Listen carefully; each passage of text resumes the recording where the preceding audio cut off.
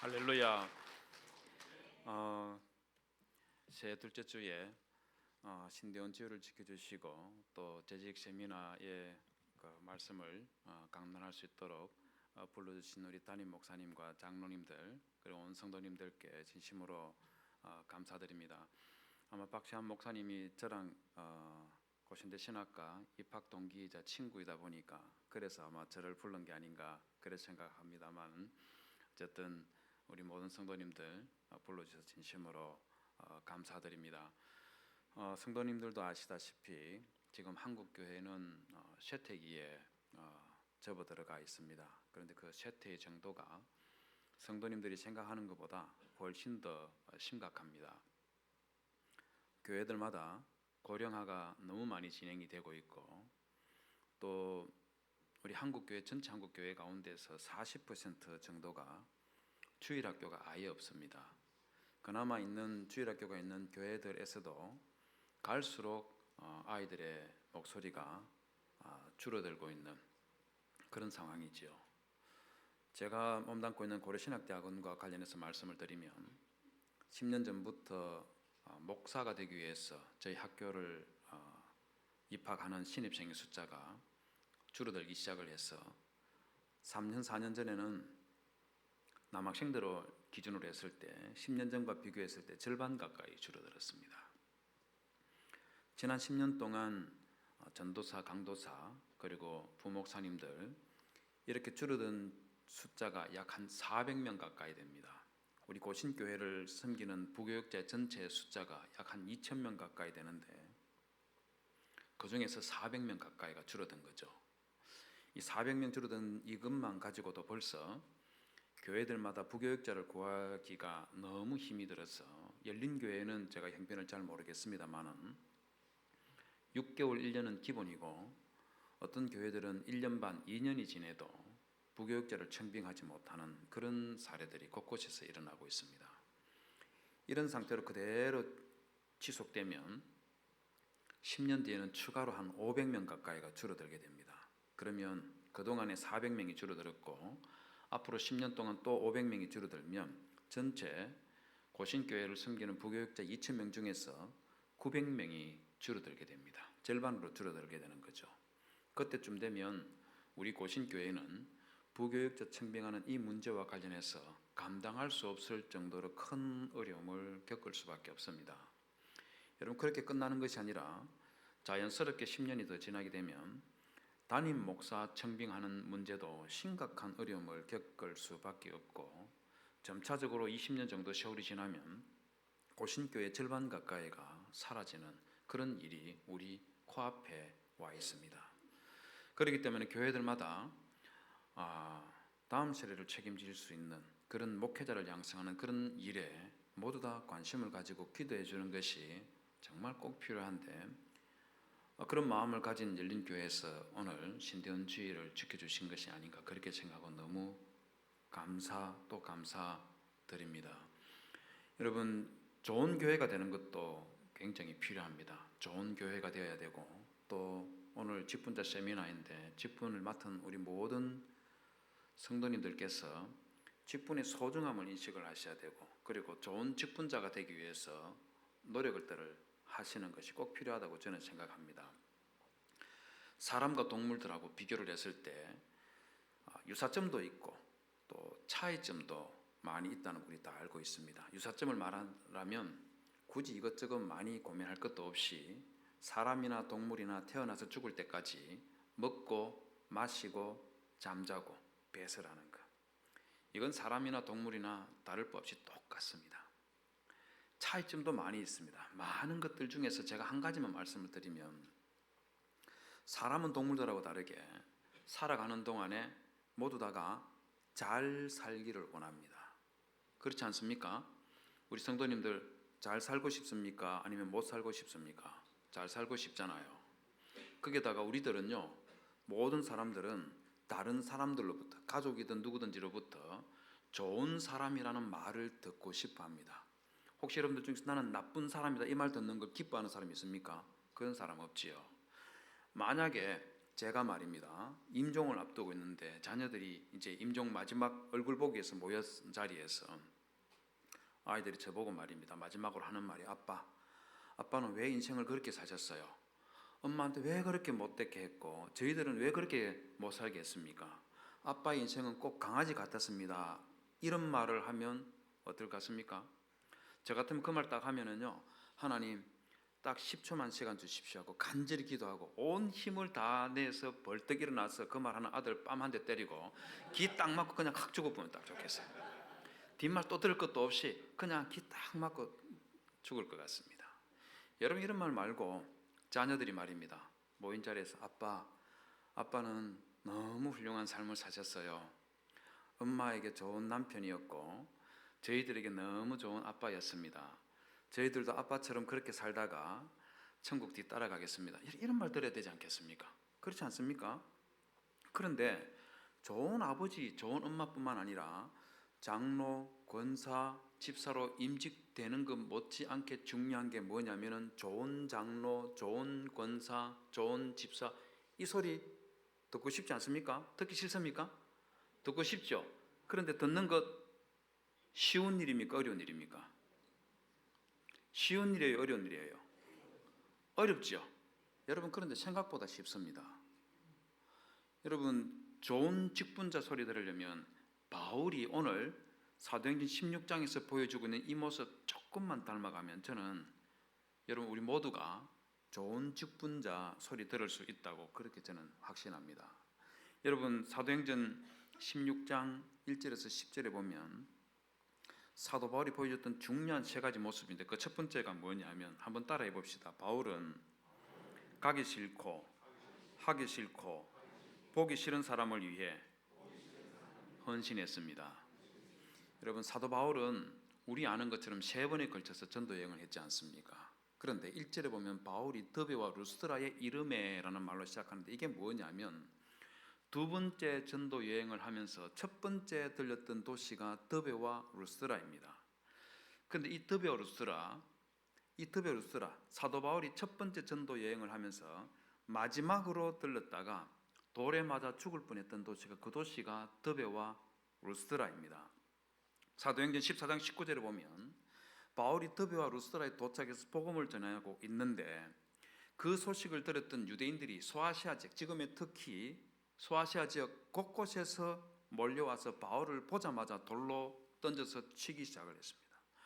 처음에는 사도 바울이 그 돌을 좀 피했을 것 같은데 얼마나 돌을 모질게 집어 던졌던지 나중에는 사도 바울이 이 돌에 맞아가지고 바닥에서 떨어지고 그리고는 온몸을 한번 부르르 떨대면 몸이 축 늘어져 버렸습니다. 그러자 유대인들이 사도 바울이 죽은 줄 알고 그 축 늘어진 몸을 질질 끌고 성 밖으로 끌고 나가서 사람들이 다니지 않는 곳에 집어 던져버리고 그리고 간 곳이 그게 더베와 루스드라예요. 성도 여러분 만약에 여러분들이 이런 일 당하면 이 지역 또 가고 싶은 마음에 들까요? 안 들까요?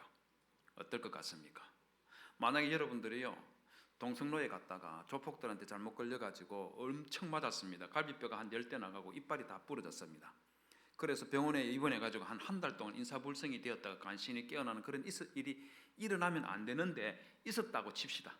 그러면 그 장소 또 가고 싶은 마음이 들까요? 안 들까요? 안 들지요. 차를 타고 지나가는 것 같으면 갈 수 있겠지만 걸어서 가고 싶은 마음 절대로 안 들 거예요. 여러분 우리 모두가 다 마찬가지입니다. 저는 초등학교 한 2학년 때쯤에 저희 집에서 불과 한 50m 정도 떨어진 이웃에 조그마한 강아지 중에 왜 옛날에 정말 이 표독스럽게 짖는 강아지가 있었지 않습니까? 그런 강아지가 한 마리 있었어요. 근데 그 집 앞을 지나갈 때만 늘 긴장하고 있었는데 한 번은 제가 어쨌거나 빨리 이 지역을 벗어나야 되겠다는 그런 생각이 들어서 한 20m 전방부터 막 뛰어서 그 집 대문을 통과하는데 무시 흰 개 훅 튀어나오던 제 바지가랑이를 물고 늘어졌습니다. 그 개가 나와서 물고 늘어진 거죠. 제가 그때 얼마나 놀랐던지 이 비밀스러운 이야기 말씀드리면 안 되는데 바지 오줌을 다 쌌었습니다. 지금 그랬다는 거잖아요. 초등학교 2학년 때. 그리고 나서 저희 어머니께서 또 그 집 앞을 지나가야 되는 그런 심부름을 한번 시킨 적이 있습니다. 너무 가기 싫은 거예요. 제 동생을 불러다가 주먹을 그 얼굴에 탁 보여주면서 네가 내 대신 가라. 지금 그랬으면 아이 지금 목사가 저래서 되겠나 이렇게 할 건데 그게 아니고 초등학교 2학년 때 이해가 되죠? 여러분 초등학교 2학년 이해가 되죠? 그런데 초등학교 2학년들만 이러는 것이 아니고요. 20대, 30대 다 마찬가지입니다. 몇 년 전에 SBS에서요. SBS 뉴스에서 40대들이 20대를 바라보는 시각에 대해서 뉴스에서 보도가 된 적이 있습니다. 기자가 길거리를 지나가고 있는 40대 남자분에게 마이크를 대면서 20대에 대해서 20대의 장점이 뭐라고 생각하십니까? 이렇게 물으니까 그 40대 분이 뭐라고 하느냐면 20대는 톡톡 튀죠. 아이디어가 굉장히 많은 것 같아요. 또 다른 분에게 물으니까 20대는 순발력이 정말 좋습니다. 그렇게 칭찬하셨습니다. 그러자 화면이 바뀌면서 앵커에게 전환이 된 앵커가 뭐라 했냐면 20대는 한마디로 똑똑하다는 것입니다. 수치로 나타나는 이른바 스펙도 40대와 비교가 안 될 정도로 화려합니다. 한 취업정보업체가 대학생 2,500명을 조사를 했더니 평균 학점은 3.62점, 평균 토익 점수는 760점이었고 10명 중 4명 가까이가 해외 연수를 갔다 왔습니다. 이렇게 이야기했습니다. 여러분 무슨 말이냐면 한마디로 쉽게 말하면 20대의 경력은 40대, 50대하고 비교했을 때 엄청나게 좋다는 거예요. 저는 신혼여행을 설악산으로 갔습니다. 20대, 30대 분 들으면 무슨 신혼여행을 설악산으로 가나 이런 생각 들지 모르겠는데 그 당시만 해도 설악산 경주로 신혼여행을 많이 갔었고 돈 좀 그래도 있으면은 제주도로 갔었고 진짜 잘 살면 해외로 갔었습니다. 그런데 우리 20대, 30대 분들, 결혼을 앞두고 있는 분들 또는 자녀들 중에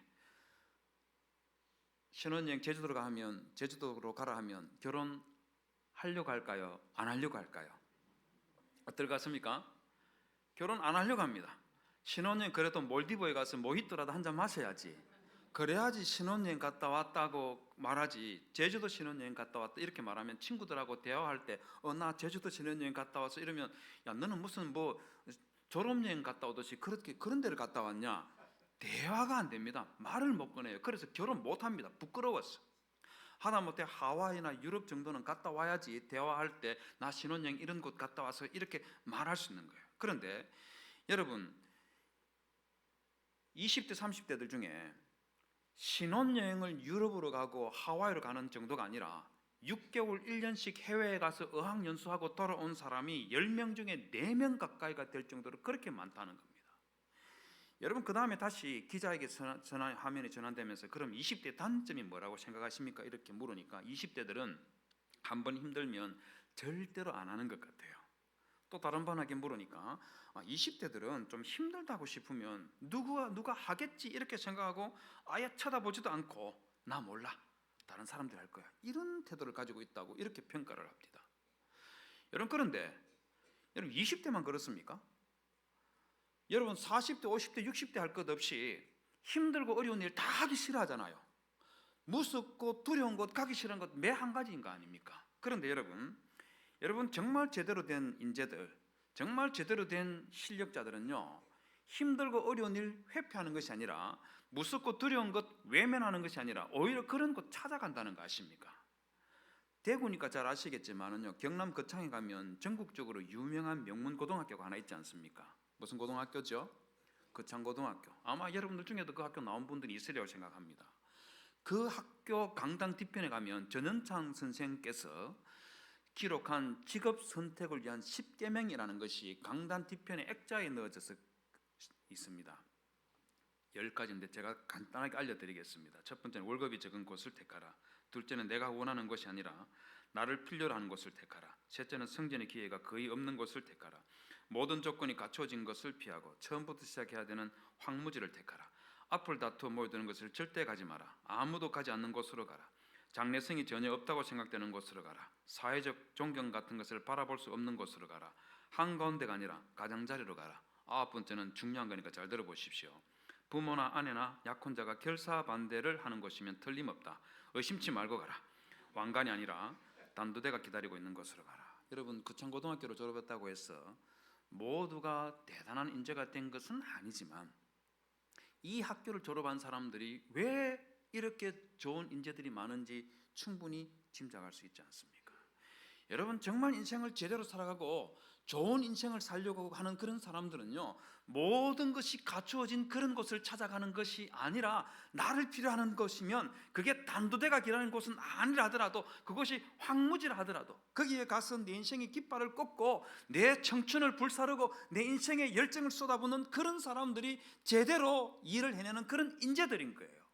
여러분, 사도 바울이 바로 그런 사람이었다는 겁니다. 사도 바울은 자기 자신이 죽을 뻔한 그 장소에 제일 먼저 찾아가서 복음을 전하기 시작하는데, 그것으로 끝나는 것이 아니에요.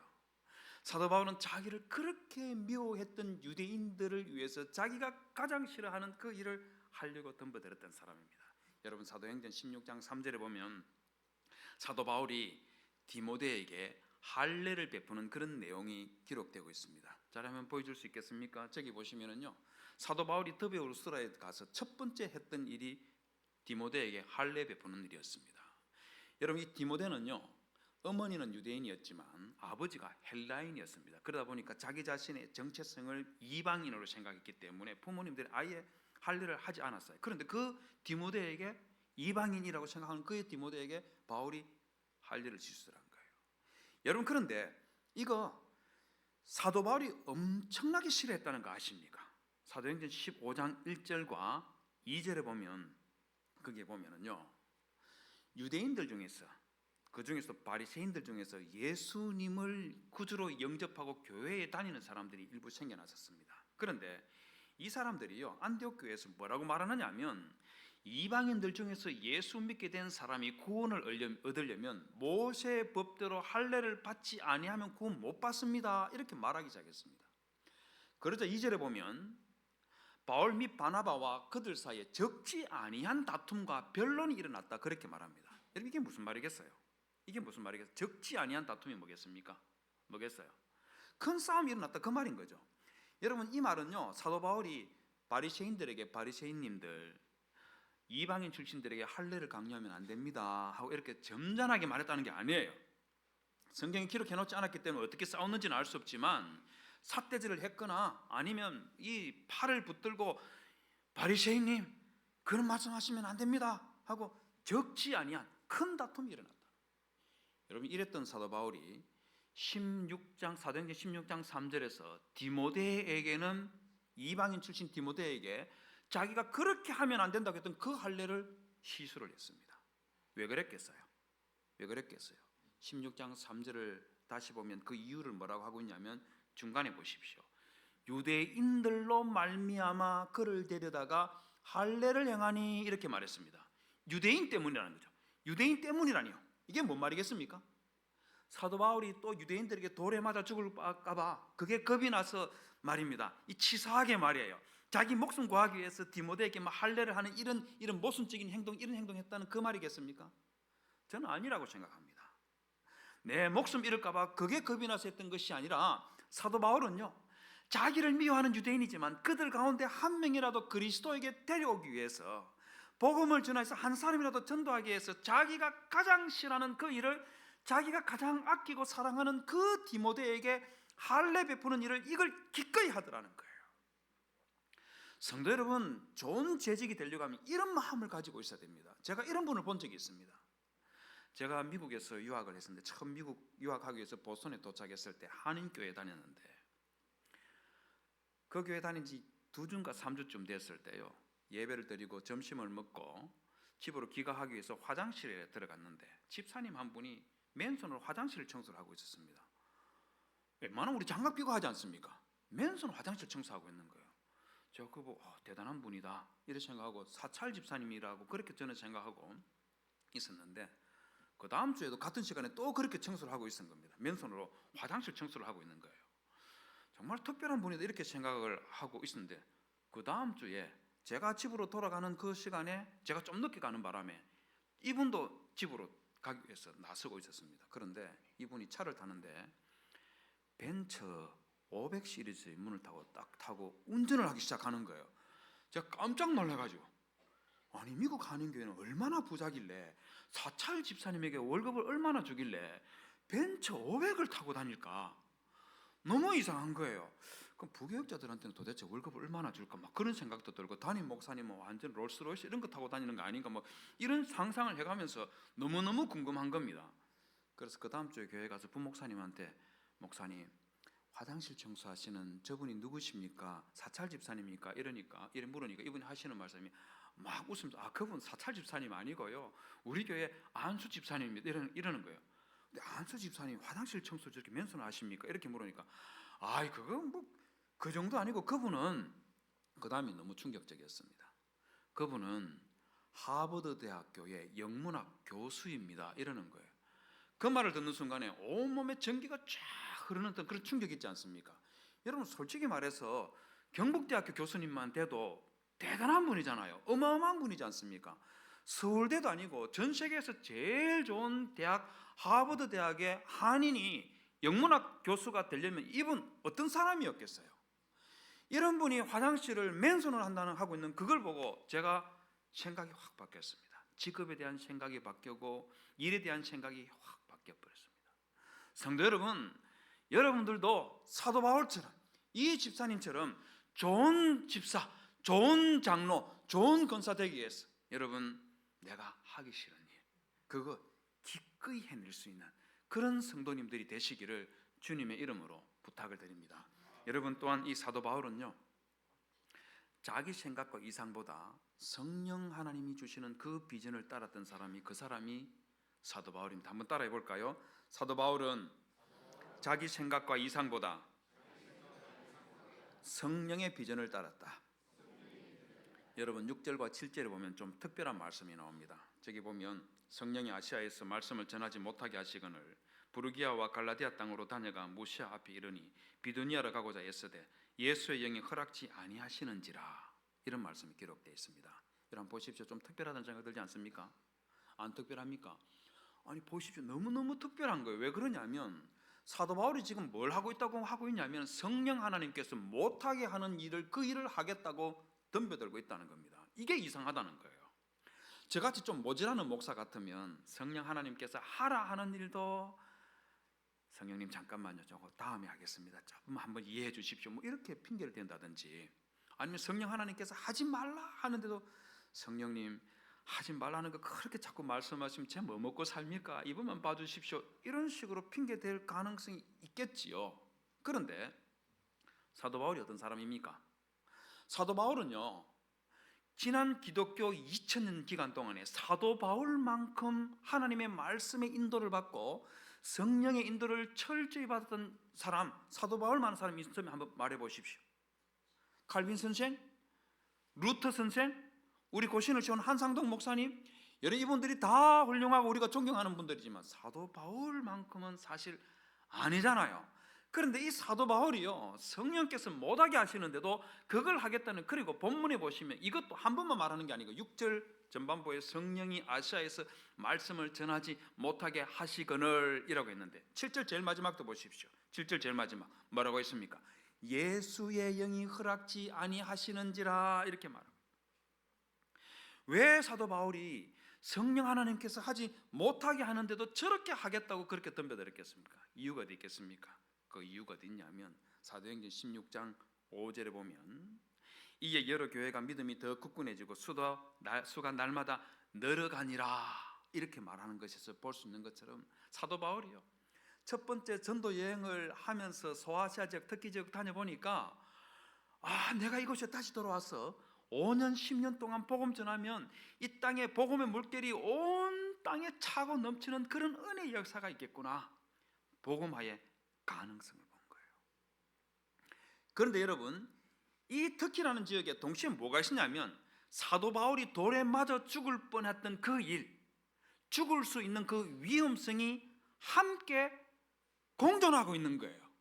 복음화의 가능성과 죽을 위험성, 이 두 개가 공존하고 있는데, 사도 바울은 위험성을, 죽을 가능성, 이 위험성을 본 것이 아니라 복음화의 이 가능성을 보고 자기의 비전을 삼고 여기에 돌아와서 온 힘을 쏟아붓고 있는 거예요. 여러분, 이게 우리 인생을 사는 데에도 굉장히 중요하다는 것 아십니까? 우리가 하는 모든 일에는요, 가능성과 위험성이 공존하고 있습니다. 제가 듣자니 대구 분들 서울 강남에 아파트 산 사람이 제법 많다고 합니다. 아십니까? 아니 대구 미분양도 많다는 여기 집 좀 사면 될 건데 여기 거 안 사고 왜 서울에 가서 집을 삽니까? 서울 살다 안 하면서 왜 그러시지요? 왜 그런 겁니까? 서울에 집 사놓으면 집값 오를 거라는 이 가능성, 이걸 생각하고 거기에 집을 사놨겠지요. 그런데 강남에 집 산다 해가지고 다 집값 오른 겁니까? 오르다가 집값이 내려갈 위험성도 있는 거 아니에요. 그런데 이분은 가능성을 보고 그 집 산 거 아니겠습니까? 여러분, 이런 경우뿐만 아니라 대학생 여러분, 학과 선정할 때 이과 지원해서 합격하면 무조건 여러분 인생이 다 풀리는 겁니까? 아니에요. 가능성이 좀 더 높을 가능성은 있지만, 그러나 이과 선택을 해서 무조건 내 인생이 피하는 거 아니에요. 그 속에는 위험성도 공존하고 있는 겁니다. 혹시 여러분 아실지 모르겠는데 세계 최초로 자동차를 만든 나라가 어느 나라이겠습니까? 어느 나라이겠어요? 영국입니다. 자동차 관련된 교통 법규를 최초로 만든 나라는 어디겠습니까? 그것도 영국입니다. 지금부터 160년 전 1865년 정도에 영국 런던에는요, 무게가 8톤에서 30톤 되는 이 차들이 굴러다니기 시작했습니다. 제가 8톤, 30톤 이렇게 말해도 여러분들 눈도 깜짝하지 않는데, 열린교회가 그만큼 대단한 교회이기 때문에, 그래서 여러분 그 성도님들이라서 그래서 그 정도는 아무것도 아니 이거인 겁니까? 그건 아니죠. 여러분 8톤이 어느 정도냐면, 우리 장로님 권사님들 자녀들 대학 입학했을 때 운전 연습하라고 사준 그 소나타 있지 않습니까? 그럴 일은 물론 당연히 없죠. 누가 사주겠습니까? 소나타 무게 2톤이 안 됩니다. 1.67톤밖에 안 됩니다. 우리 권사님들 시장 갈 때 그냥 막 대충 박아도 신경 안 쓰고 타고 다니려고 산 그 그랜저 있지 않습니까? 물론 절대로 그럴 일은 없지만 그랜저가 2톤이 넘지 않습니다. 그럼 8톤 한번 생각해 보십시오. 이 거의 탱크 수준이에요. 8톤, 30톤 되는 차들이 그 당시 주요 교통수단이 마차였습니다. 이게 부딪히면 어떻게 되겠습니까? 마차가 박살나버리겠죠. 그럼 타고 있는 사람이 죽거나 다치는 일이 빈번하게 일어난 거예요. 그래서 영국 국회에 4개의 교통법규를 최초로 만들었는데, 첫 번째가 뭐냐면 한 대 자동차에 3명의 운전수를 태워라. 이유가 뭐겠습니까? 한 명은 운전하고 다른 한 명은 차 밖으로 나와서 붉은 깃발을 들고 차보다 55m 앞에 뛰어가면서 차가 옵니다 비키세요, 차가 옵니다 비키세요, 이거 하라고 한 명 타요. 또 한 명은 뭐냐면요, 이건 일도 아니에요. 밤에는 호롱불 있지 않습니까? 옛날 호롱불. 1865년이면 옛날 호롱불이잖아요. 그 호롱불을 들고 차보다 55m 앞에 뛰어가면서 차가 옵니다 비키세요, 차가 옵니다 비키세요. 제가 보기 거의 미친 거 아닌가 하는 그런 생각을 하는데, 이거 하라고 3명을 태우는 겁니다. 여러분, 이게 가능하겠습니까? 영국 국회가 가능하게 만들어줬습니다. 이 두 번째 항이 무엇이냐면, 최고 속도를 시 외곽 지역을 달릴 때는 시속 6.4km 이하로 다니고 시내를 달릴 때는 시속 3.2km로 달려라, 그렇게 규정을 했습니다. 여러분 재밌지 않습니까? 잘 모르겠습니까? 시속 6.4km면 어느 정도냐면 20대 30대들이요 빠르게 걸으면 그게 시속 6.4km 정도 됩니다. 시속 3.2km는 어느 정도 되냐면, 임신 9개월 된 만삭 임산부가 애완견 데리고 공원을 천천히 산책하는 그 속도가 3.2km입니다. 못 믿겠으면 집에 가서, 집에 러닝머신들 다 있죠, 그죠? 대구 열린교회 성도님들의 집에 러닝머신 하나 정도는 다 있을 거 아닙니까? 가서 3.2km 해놓고 한번 걸어보십시오. 여러분 그럼 한번 생각해 보십시오. 시속 6.4km 달리면 차를 사라는 말입니까? 사지 말라는 말입니까? 잘 모르겠어요. 시속 3.2km 달리면 차를 타고 다니라는 겁니까? 걸어 다니라는 겁니까? 여러분 영국 자동차 산업이 어떻게 됐겠습니까? 완전히 망해버린 거예요. 영국보다 나중에 자동차를 만들기 시작했던 독일, 프랑스, 미국에서는 자동차 붐이 일어나서 난리가 났는데, 영국의 자동차 산업은 그냥 몇 년 동안 그냥 곤두박질 쳐버렸습니다. 왜 그런지 아시겠습니까? 영국 국회가 뭘 잘못했는지 아시겠습니까? 마차와 자동차가 부서져서 교통사고 나면 그 위험성을 해소하기 위해서 규정을 만들어야 되죠. 그런데 이 영국 국회는 뭘 못 봤느냐면, 자동차 산업의 미래의 가능성은 이건 보지 않고 위험성만 보고 법규를 만들어버린 겁니다. 이러면 다 망하는 거예요. 우리의 아버지와 할아버지들은 완전 다른 생각을 하고 미래에 투자한 그런 전략이 있다는 거 아십니까?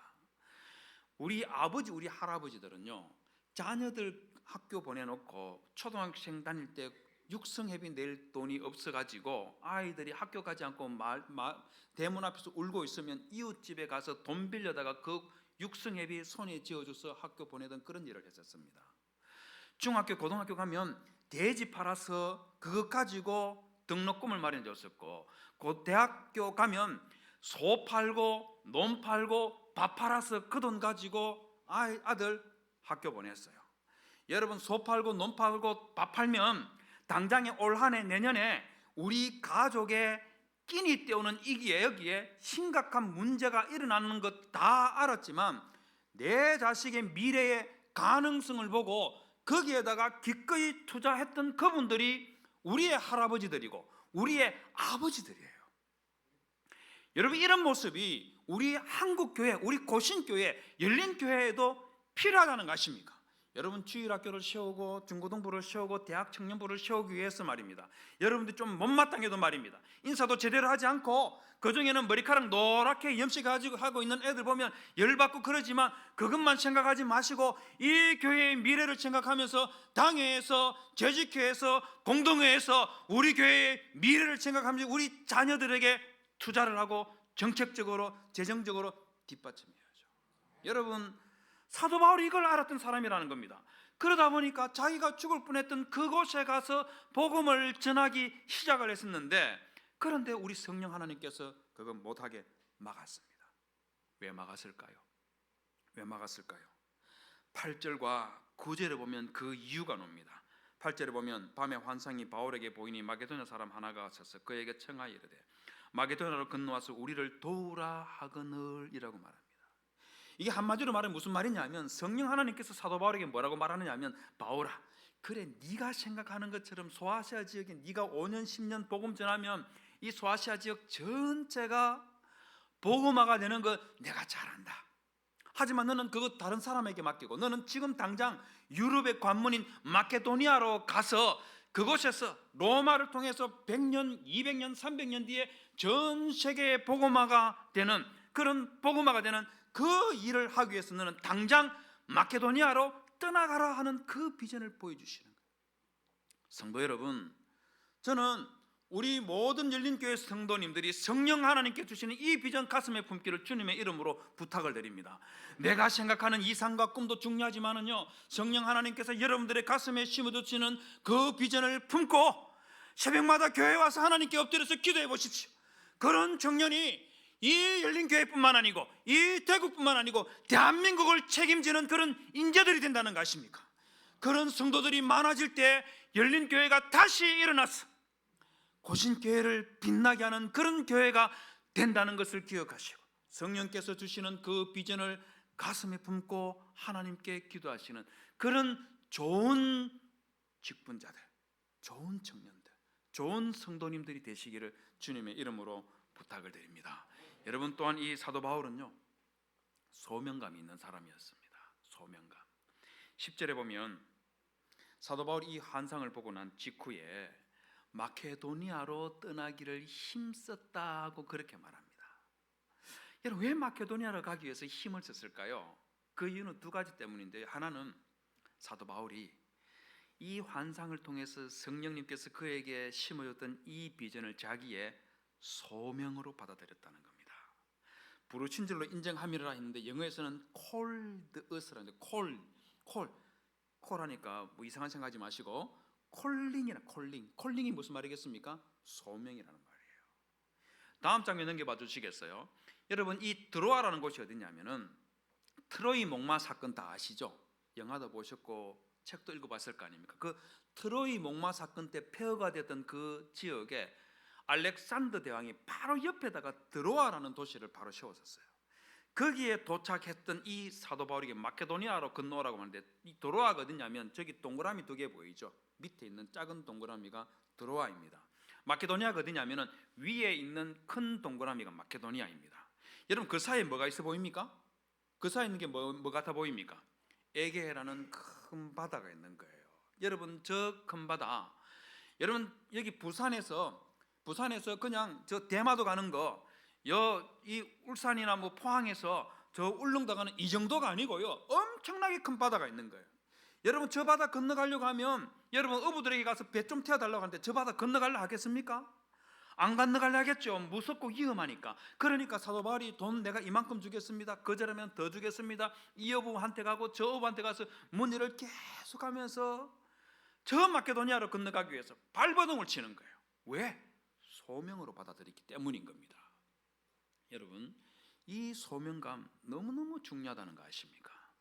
우리 모두가 소명감을 가져야 되는데 어떤 직분자들은 이런 생각까지 가지지 않고 다른 생각을 가지고 있는 분들이 있더라고요. 제가 몇 년 전에 미국 미시건주에 있는 한인교회에 가서 설교를 하게 되어서 갔다 온 적이 있는데, 설교를 마치고 예배를 마치고 점심 식사를 같이 하는데 저와 저희 같은 테이블에 담임 목사님하고 수장로님, 당의 장로님들, 시무 장로님 중에서 연세가 제일 많으신 고참 장로님 세 사람이 앉아서 식사를 하고 있는데, 바로 인근에 일주일 전에 임직한 신임 장로님 한 분이 큰 통을 밀고 다니면서 식탁 테이블에 있는 뭐 음식 쓰레기 그리고 이런저런 휴지통을 막 버리고 있었습니다.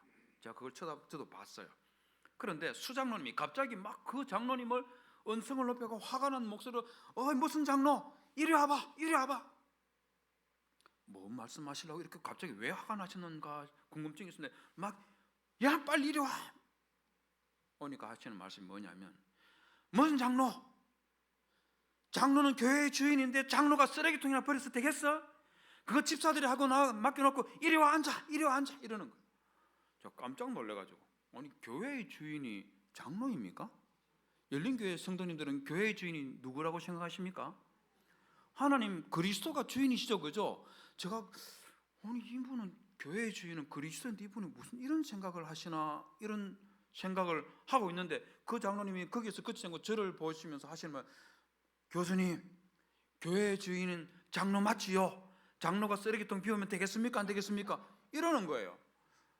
제가 그 말 듣고 이거 무슨 말을 해야 되나 하는 그런 생각이 들어서 제가 그 장로님에게 조심스럽게, 장로님 그런데 집에 쓰레기는 주인이 치우지 손님이 치우는 건 아니지 않습니까? 조심스럽게 그렇게 말해요. 여러분 집안의 쓰레기 주인이 치웁니까, 손님이 치웁니까?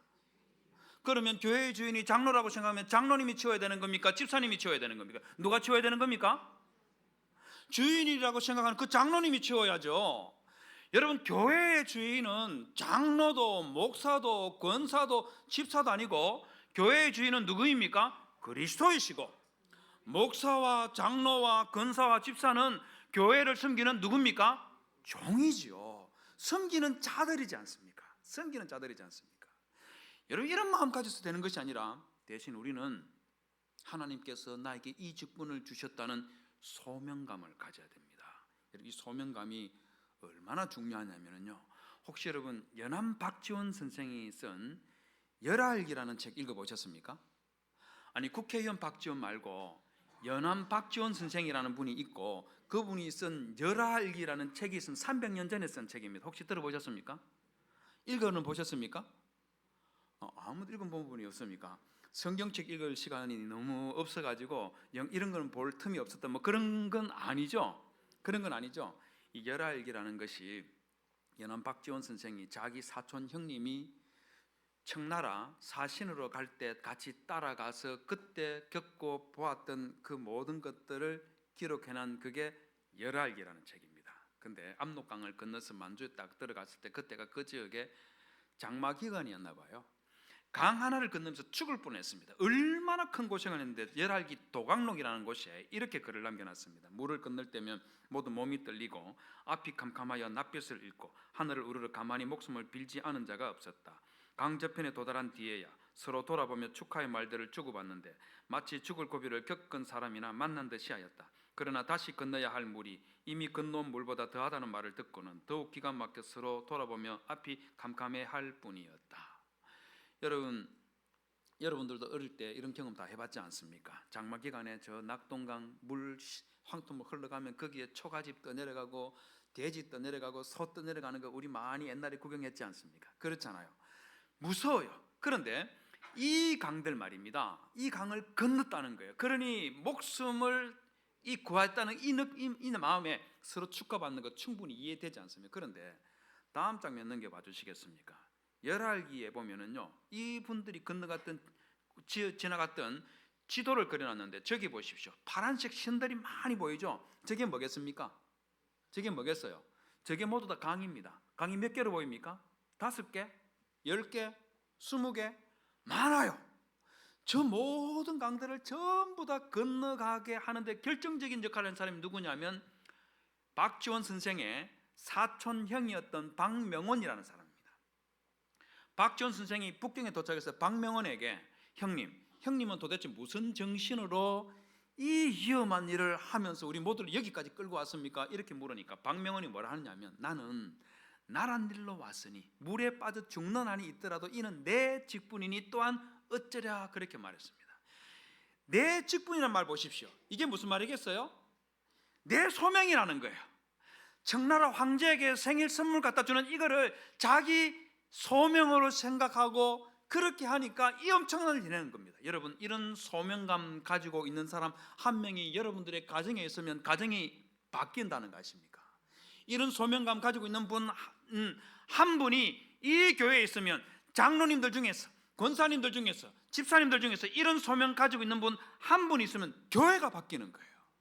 여러분, 그런데 바울과 함께 하고 있던 디모데와 누가와 실라는 박명원 선생하고는 비교가 안 되는 차원이 다른 그런 소명을 가지고 있었습니다. 여러분, 10절을 다시 한번 볼까요? 10절에 보면은요, 잘 보십시오. 빨간색으로 된 글자를 보십시오. 이는 하나님이 저 사람들에게 복음을 전하라고 누구를 불렀다 했습니까? 우리를 부르신 줄로 인정했다 그랬죠. 환상을 본 사람이 누구였습니까? 환상을 본 사람이 누구였어요? 바울이 환상을 봤지 않습니까? 그러면 뭐라 해야 되겠습니까? 바울을 부른 줄로 인정하며 이렇게 해야 되는 거 아니겠어요? 그런데 환상을 본 적도 없었던 디모데와 누가와 실라가 바울이 본 그 환상을 두고 바울을 부르신 줄로 인정하며 이렇게 말하는 것이 아니라 우리를 부른 줄로 인정했다 하면서 우리의 소명으로 받아들이더라는 겁니다. 여러분, 이걸 지금 우리 시대로 바꾼다면 성가대 지휘자가 가지고 있는 그 소명을, 비전을 성가대 대원들이 함께 우리의 소명으로 받아들였다 그 말인 거예요. 주일학교 부장 집사님이 가지고 있는 그 비전을 주일학교 선생님들이 그 비전을 우리의 소명으로 받아들였다 그 말인 겁니다. 좀 더 다르게 말하면 담임 목사님이 가지고 있는 그 비전을 장로님들과 권사님들과 집사님들과 이 교회에 있는 모든 성도님들이 우리의 소명으로 받아들였다 그 말인 겁니다. 열린교회 성도 여러분, 이 교회가 정말 좋은 교회가 되기를 원하십니까? 여러분들이 정말 좋은 직분자계가 되기를 원하십니까? 그러면 사도 바울처럼 가기 싫은 장소 찾아가서 내가 싫어하는 사람, 나를 미워하는 그 사람에게 자존심 내려놓고 내가 하기 싫은 그 일 기꺼이 한번 해보십시오. 여러분, 사도 바울이 그랬던 것처럼 성령께서 주시는 그 비전을 가슴에 품고 소명감을 가지고 여러분 교회를 섬기고 여러분들 가정에서 인생을 살아내 보십시오. 여러분, 그 사람들에게, 그분들에게 우리 하나님께서 복 주시고 하나님과 사람들로부터 좋은 직분자, 좋은 부모님, 좋은 남편, 좋은 아내라는 그 말 듣게 해 주신다는 것을 믿으시고 바울 같은 그런 직분자로 삶을 살아가시는 그런 성도님들이 되시기를 주님의 이름으로 부탁을 드립니다.